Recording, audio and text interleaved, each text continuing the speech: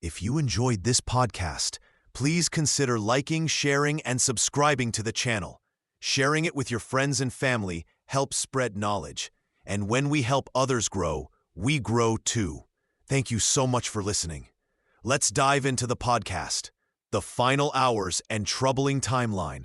August 4th, 1962, started like any other Saturday for Marilyn Monroe.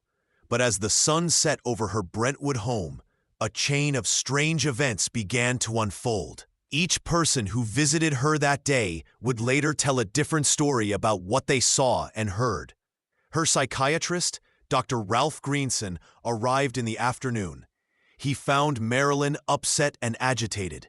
She seemed troubled by something, but he never said exactly what. After their session, he told her housekeeper, Mrs. Murray, to keep a close eye on her through the night. Peter Lawford called Marilyn around 7:30 that evening. He was planning a dinner party and wanted her to come. During their phone conversation, Marilyn's words became slurred and strange. She said goodbye in a way that worried him deeply. "Say goodbye to Pat," she whispered, referring to his wife. "Say goodbye to Jack, and say goodbye to yourself because you're a nice guy." The line went dead. Lawford tried calling back repeatedly. No answer. He grew concerned enough to think about driving to her house. Let someone talk him out of it. This decision would haunt him for years. Mrs. Murray later claimed she saw a light under Marilyn's bedroom door at midnight. She said she became worried and called Dr. Greenson. But phone records from that night mysteriously disappeared. No one could verify when these calls actually happened. When they finally broke into Marilyn's room, they found her lying face down on her bed. Her hand clutched the telephone. Empty pill bottles sat on the nightstand. But something seemed wrong with this scene. The police weren't called until 4:25 in the morning. Why the long delay? Mrs. Murray changed her story several times about when she first noticed something was wrong. Sometimes she said midnight, other times much later. Even stranger, witnesses reported seeing Marilyn's body position change between the time she was found and when police arrived. Her hand had been near the phone. Then it wasn't. The pill bottles had been arranged differently. The official report called it suicide by barbiturate overdose. But medical experts questioned this conclusion almost immediately. The amount of drugs in her system was massive, yet there were no pill residues in her stomach. How could someone swallow that many pills without leaving any trace? These contradictions created more questions than answers. Who was telling the truth about that final night? The Kennedy connections and explosive confrontation. The glamorous parties at Peter Lawford's beach house seemed innocent enough. But behind the laughter and champagne, dangerous secrets were taking shape. Marilyn Monroe found herself caught between two of the most powerful men in America. President John F. Kennedy first noticed her at these gatherings. Their meetings were brief but intense. Phone records later showed calls between the White House and Marilyn's home. Friends whispered about secret visits and stolen moments. The president's charm was legendary, and Marilyn was not immune to it. But something changed when Attorney General Robert Kennedy entered the picture. Bobby was different from his brother. More serious, more controlling. Where Jack was playful, Bobby was business. Their relationship grew heated and complicated. Marilyn began calling Bobby at his office. She left messages at his home. The calls became more frequent and more desperate. FBI files would later reveal that agents were watching Marilyn closely. They knew about the phone calls. They recorded conversations. The government was nervous about what she might know or say. Her diary contained references to Cuba, the mob, and political secrets that could destroy careers. On August 4th, 1962, witnesses reported seeing Robert Kennedy in Los Angeles. This contradicted official statements that placed him hundreds of miles away. A neighbor saw a black sedan outside Marilyn's house that afternoon. Peter Lawford made frantic phone calls. Something was happening that day, something that made powerful people very nervous.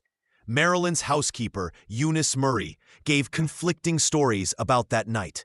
First, she found the body at midnight. Then she changed her story to 3 a.m. The timeline kept shifting. Police officers noticed the confusion. They wondered why so many details kept changing. Dr. Ralph Greenson, Marilyn's psychiatrist, was also at the house that night. He made several phone calls before the police arrived. One call went to Arthur Jacobs, Marilyn's publicist, who was at a concert that evening. Jacobs left immediately, hours before the news broke publicly. How did he know to leave so early? The ambulance driver later claimed they found Marilyn alive but barely breathing. He said they were ordered to return her to the house instead of rushing to the hospital. This testimony was quickly buried and dismissed. Phone records from that night disappeared. The official record showed no calls made from Marilyn's home. But neighbors and friends insisted she had been making calls all day. She seemed agitated. She was trying to reach Bobby Kennedy. She wanted to talk. The questions multiply like shadows at sunset. Why did so many stories change? Who gave the orders to alter evidence? What secrets was Marilyn ready to share with the world that night? The web of power, romance, and political necessity created a perfect storm. In that storm, Marilyn Monroe became a threat that some believed could not be allowed to survive. The stage scene and the opened investigation. Something felt wrong from the very beginning. The official story seems too neat, too perfect. But as months passed after that August night in 1962, the cracks began to show. Detective sergeants who had worked the scene started whispering in dark corners of police stations. The bedroom where they found Marilyn looked strange. Too clean, too arranged. Her body lay face down in a position that didn't match the pills and alcohol story everyone was told to believe. The medicine bottles sat perfectly lined up on her nightstand. No water glass anywhere. How do you swallow 47 pills without water? The question haunted the investigators who dared to ask it. Eunice Murray, the housekeeper, changed her story 3 times. First, she said she saw light under Marilyn's door at midnight. Then she claimed it was 3 a.m. Finally, she settled on a different time altogether. Each version raised new questions that nobody wanted to answer. Dr. Ralph Greenson, Marilyn's psychiatrist, arrived at the scene before the police. He broke down the bedroom door, he said. But the glass from the broken door lay on the wrong side. Someone had broken it from the inside out, not the other way around. Phone records disappeared. The ambulance driver who responded that night later claimed he found Marilyn still alive. His supervisor told him to keep quiet. The death certificate was signed before the autopsy was even finished. By 1975, the whispers had grown too loud to ignore. The Los Angeles County District Attorney reopened the case. What they found shook them. Evidence had vanished. Witness statements didn't match. The crime scene photographs told a different story than the official reports. The DA's team discovered something chilling. The scene had been cleaned and rearranged before the police arrived. Someone had taken great care to make murder look like suicide. But who and why? Political pressure mounted from every direction. Phone calls came from Washington. Meetings happened behind closed doors. Important people wanted the investigation to go away. The more they pushed, the more suspicious it all became. The case file grew thicker with each passing month. New witnesses came forward. Former lovers spoke of threats. Government agents had been watching Marilyn's every move in her final weeks. She knew too many secrets about too many powerful men. Yet despite all the evidence, all the questions, all the inconsistencies, the case would never officially change. The death certificate still reads suicide. The truth remains buried under layers of lies and fear. Some mysteries are too dangerous to solve. Some secrets are worth killing for, even decades later. The diary, the secrets, and the missing evidence. The hours after Marilyn's death were strange.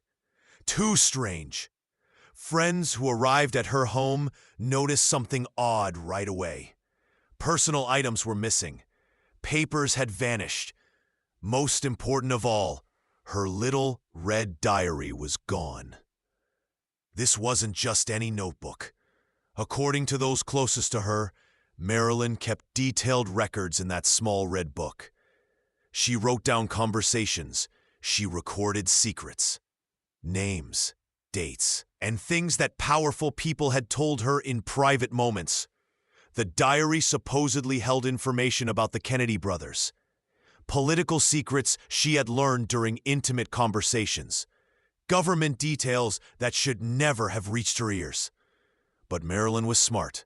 She remembered everything, and she wrote it all down. Pat Newcomb, her press agent, arrived that morning expecting to find the usual chaos of Marilyn's personal papers scattered around. Instead, she found empty spaces. Drawers that should have been full were nearly bare. Phone records from the last few days had disappeared completely. Mrs. Murray, the housekeeper, acted strangely when asked about missing items. She changed her story several times about what she had seen and when. Her answers never quite matched up. Other witnesses reported seeing men in suits leaving the property before police arrived. Dr. Hyman Engelberg, one of Marilyn's doctors, later admitted that toxicology samples from her autopsy had gone missing. The very evidence that could prove exactly what killed her simply vanished from the coroner's office. No explanation was ever given. The FBI had been watching Marilyn for months. They knew about her relationships with powerful men. They had files on her activities. Yet when researchers tried to access these documents years later, key pages were missing. Entire sections had been blacked out or removed entirely. Jack Clemens, the first police officer to arrive at the scene, always insisted the evidence had been tampered with. He saw things that didn't make sense. The position of her body, the cleanliness of the room, the absence of a drinking glass near someone who supposedly swallowed dozens of pills. Even Marilyn's phone records from that final weekend disappeared. The telephone company claimed they had no record of her calls, but neighbors heard her phone ringing constantly in those last days. Someone was calling. Someone was talking to her. Investigators who tried to dig deeper hit walls at every turn. Witnesses suddenly refused to talk. Documents went missing from official files. Medical records were sealed or destroyed. It was as if someone was systematically erasing the truth.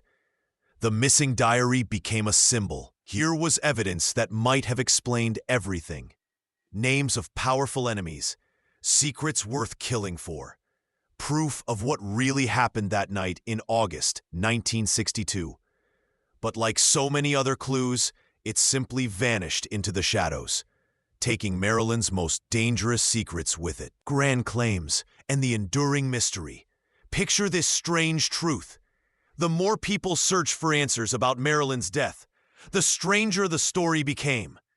What started as whispers about powerful men grew into something far bigger and more twisted. By the 1980s, new names surfaced from the shadows. Sam Giancana, a feared crime boss with ties to both Hollywood and Washington. His world overlapped with the Kennedys in ways that made investigators nervous. Then came Jimmy Hoffa, the union leader who disappeared without a trace. Some claimed both men wanted Marilyn silenced for different reasons. The theories spread like wildfire. People found connections everywhere they looked. CIA files mentioned her name. FBI agents had watched her movements. Someone even claimed her death was linked to government UFO secrets.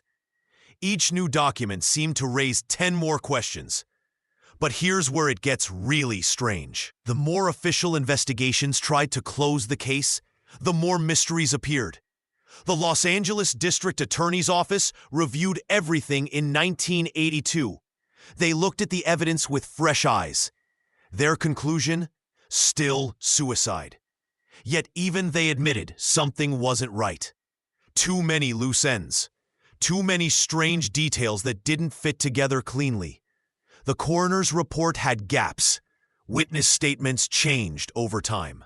Evidence had vanished from police files. New witnesses kept coming forward decades later. A housekeeper remembered different details. An ambulance driver told a different story about that night. Someone found new letters. Another person claimed to have secret recordings. Each revelation promised to solve the mystery once and for all. Instead, they just made everything more confusing. Like looking into a funhouse mirror, the truth seemed to bend and twist with each new angle. The FBI released thousands of pages about Marilyn through Freedom of Information requests. Most pages were heavily censored with thick black lines covering the important parts. What were they still hiding after all these years? Some researchers spent their entire lives studying this one case. They built timelines. They mapped connections between powerful people. They analyzed phone records and travel schedules. The deeper they dug, the more complicated it became. Here's the haunting reality about Marilyn's story. It shows us how fame, power, and secrets can create a web so tangled that finding the truth becomes almost impossible.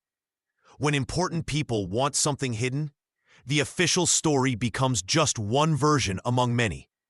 Today, more than 60 years later, new theories still emerge.